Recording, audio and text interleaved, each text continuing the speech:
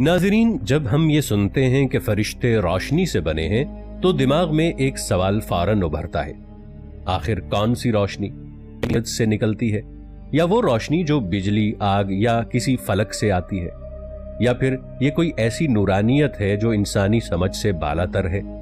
فرشتوں کا ذکر تقریباً ہر الہامی کتاب میں آیا ہے، مگر اسلام نے ان کی حقیقت سب سے واضح انداز میں بیان کی ہے۔ نبی کریم صلی اللہ علیہ وآلہ وسلم نے فرمایا کہ فرشتے نور سے پیدا کیے گئے۔ یہ ایک مختصر مگر گہری حدیث ہے، کیونکہ یہاں نور کا مطلب صرف روشنی نہیں، بلکہ ایک ایسی لطیف مخلوقائی توانائی ہے جو مادی نہیں۔ یہ وہ روشنی نہیں جسے آنکھ دیکھ سکتی ہے، بلکہ وہ نور ہے جو شعور کی حدوں سے آگے ہے۔ جب سائنس روشنی کی بات کرتی ہے تو وہ اسے توانائی کہتی ہے۔ روشنی ایک ویو یعنی لہر بھی ہے، اور ایک پارٹیکل یعنی ذرہ بھی۔ یہ دوہری فطرت رکھنے والی چیز ہے، لیکن فرشتوں کی روشنی یا نور اس سے بھی زیادہ لطیف ہے، کیونکہ اگر وہ عام روشنی سے بنتے تو انہیں مادی دنیا متاثر کرتی، مگر وہ اثر نہیں لیتے۔ یعنی یہ روشنی غیر مادی ہے، یہ ایک ایسی لطیف توانائی ہے جو وقت، فاصلے اور مادے کے قوانین سے آزاد ہے۔ فرشتوں کی تخلیق اس وقت ہوئی جب ابھی زمین، انسان اور آسمان موجود نہیں تھے۔ قرآن میں ارشاد باری تعالیٰ کا مفہوم ہے۔ اللہ تعالیٰ نے فرمایا، میں زمین میں ایک خلیفہ بنانے والا ہوں۔ تو فرشتوں نے عرض کیا، کیا تو وہاں ایسا بنائے گا جو فساد کرے گا؟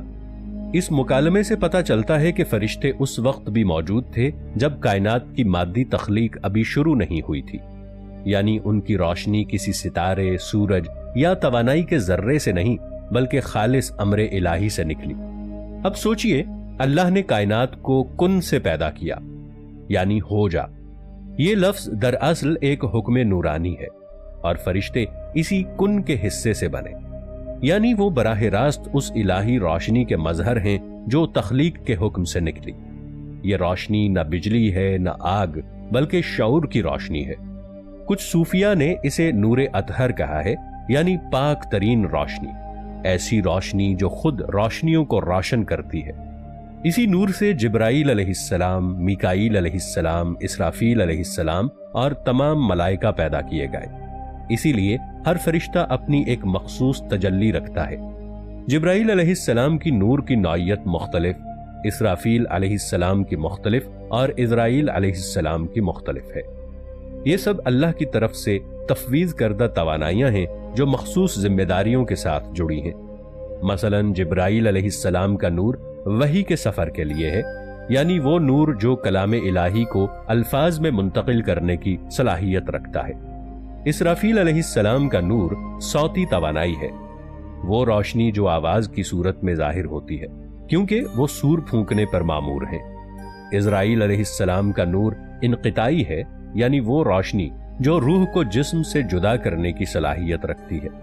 اور میکائیل علیہ السلام کا نور رزقی ہے، یعنی وہ توانائی جو زمین پر رزق، بارش اور نظام قدرت کو رواں رکھتی ہے۔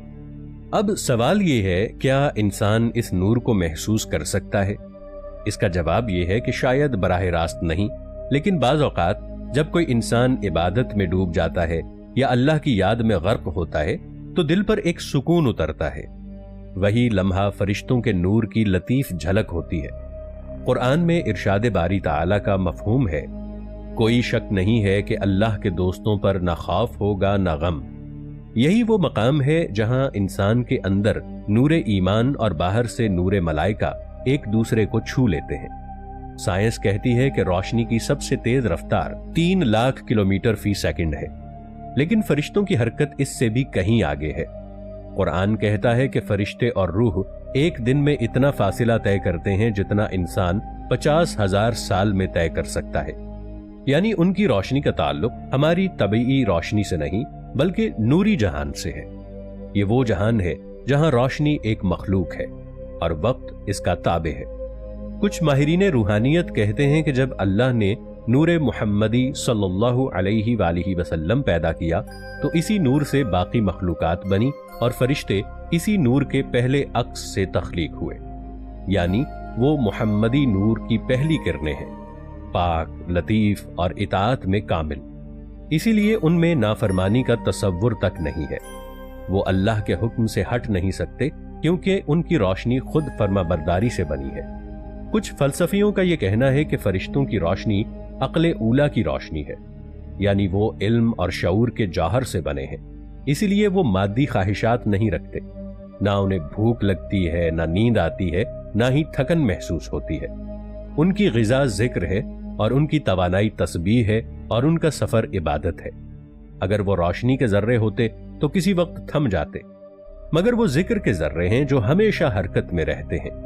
कुरान में आया है कि फरिश्ते अपने रब की हम्द के साथ उसकी तस्बीह करते हैं और उसकी नाफरमानी नहीं करते। यही जुमला उनके नूर की फितरत बयान करता है।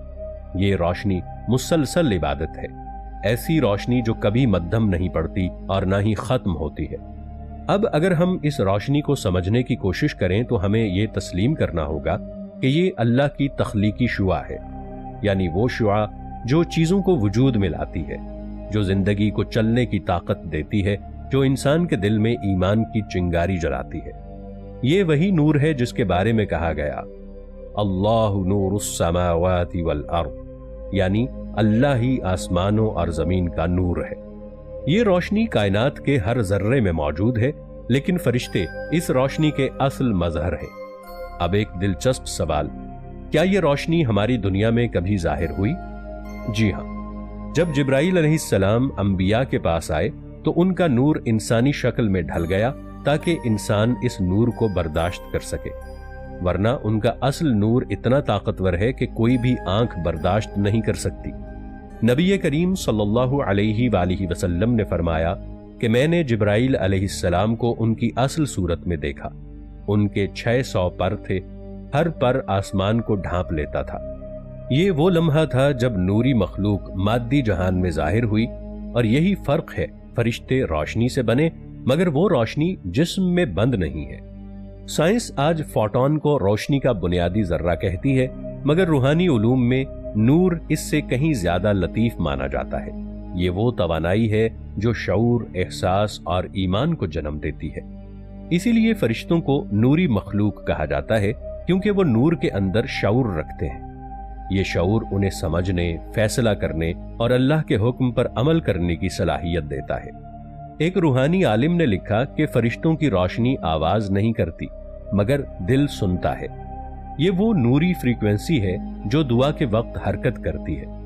जब इंसान या अल्लाह कहता है तो एक लतीफ नूरी लहर फरिश्तों तक पहुंचती है और वो उन्हें लेकर अर्श की तरफ बढ़ते हैं। फिर वही नूर वापस रहमत बनकर उतरता है। यूं नूर का एक दायरा मुकम्मल होता है, इंसान से अल्लाह और फिर अल्लाह से इंसान।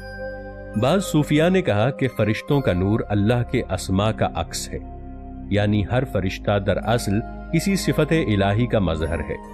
मसलन जिब्राइल अलैहिस्सलाम सिफत इल्म के नुमाइंदा हैं, मीकाईल अलैहिस्सलाम सिफत रिज़्क़ के, इसराफील अलैहिस्सलाम सिफत कुदरत के और इज़राइल अलैहिस्सलाम सिफत आदल के। यूं उनकी रोशनी अल्लाह की सिफात की झलकियां हैं और हर रोशनी अपनी मखसूस ड्यूटी के साथ चमकती है। यही वजह है कि बाज अहले बसीरत ने फरिश्तों की मौजूदगी को महसूस किया। कहा जाता है कि जब कोई जगह पाकीज़ा हो जाती है, जहां जिक्र, कुरान या दुआ हो, वहां फरिश्तों की रोशनी उतरती है। ऐसी जगहों पर सुकून और अजीब सी ताजगी महसूस होती है। वही नूरी लहरें हैं जो दिलों को नर्म करती हैं। अब जरा सोचिए, अगर ये रोशनी मादी नहीं तो क्या ये फना हो सकती है? नहीं, ये रोशनी अजल से है और अबद तक रहेगी। ये वो रोशनी है जो तख्लीक के वक्त कुन से निकली और अब तक कायनात में गर्दिश कर रही है। फरिश्ते इसी गर्दिश के निगहबान हैं। वो इस नूर को तरतीब देते हैं, कहीं बारिश की सूरत में, कहीं इल्हाम की सूरत में, कहीं मौत, कहीं जिंदगी, कहीं ख्वाब, कहीं सुकून की सूरत में। कुछ लोग कहते हैं कि इंसान के अंदर भी एक नूरी जर्रा है जिसे रूह कहा जाता है, और यही रूह फरिश्तों से निस्बत रखती है।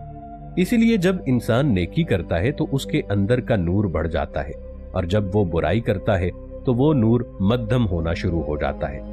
फरिश्ते इसी नूर के करीब होते हैं जहां ईमान हो, रोशनी हो, पाकीज़गी हो। आखिर में अगर हम एक जुमले में खुलासा करें तो ये है कि फरिश्ते उस रोशनी से बने हैं जो अल्लाह के अम्र से निकली, जो मादी नहीं बल्कि शऊरी है, जो आंख से नहीं देखी जाती मगर दिल से महसूस होती है। ये वही नूर है जो कायनात को जिंदा रखे हुए है और जिसके बगैर ना दुआ बुलंद होती है ना रहमत नाजिल होती है। फरिश्ते सिर्फ रोशनी से नहीं बने, वो खुद रोशनी का शऊर हैं, वो इताअत की तवानाई है, वो उस नूर का अक्स हैं जिससे अल्लाह ने कुन फरमाया और कायनात वजूद में आ गई। नाजरीन, आपको हमारी आज की ये वीडियो कैसी लगी? नीचे कमेंट सेक्शन में अपनी आरा से जरूर आगाह कीजिएगा। मिलेंगे एक और ऐसी ही इंफॉर्मेटिव वीडियो के साथ।